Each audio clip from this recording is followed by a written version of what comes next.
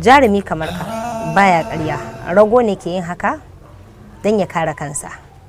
Shi yasa bana zargin ka da ragonta, amma ina zargin ka da zafin kishi. Wa, ni din? A yanda na fahimta, sabani ku samu na masoya tsakanin ka kai da Golden. Amma saboda kar aiwa jarumi kamar ka dariya, sai ka ce ta yi maka laifi. Amma yanzu da ku sasanta kanku, shikenan sai abin ya wuce kamar ma ba a yi ba. Shejiya Golden, wato aka talar sassafo miki da zazzayyano miki ko? Ko ɗaya, ni da Golden ba mu yi wannan maganar ba. Ƙwaƙwalwa ta ce ta gaya mana haka. Haka ne? To ki haƙuri malama Ramlatu, a wannan karan ƙwaƙwalwarki ba ta lissafo miki komai ba. Ma'ana a ɓangaren tunani 0%. Ba ki tunanar komai ba. Ba yi rena tunaninki ne ba, a wasu lokutan kina ɗan yin ƙoƙari ƙwaƙwalwarki tana kawo wuta. Kina ɗan taɓakawa, amma anan. Haka ne? Ina ƙoƙari ta wajen aiki ko?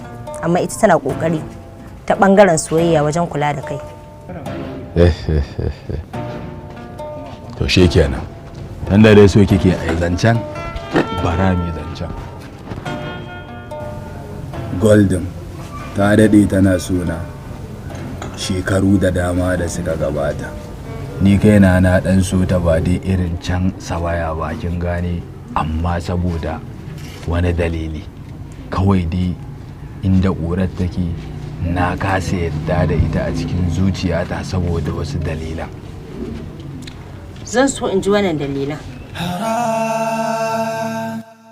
Za ki ji, amma ba yanzu ba. Idan kina da tsawon rai da rabo zan baje miki kowane aikin. Yanzu ba shine priority ba, mu tafi kan gundaren abin da ya kamata yi. Haka ne, ni ko zan so wannan lokacin ya zo don na san menene ya saka baka yadda da ita ba. Amma ba komai, yanzu lokaci ne na gano mai laifi domin ya girba abin da ya shuka. Tashi mu ware.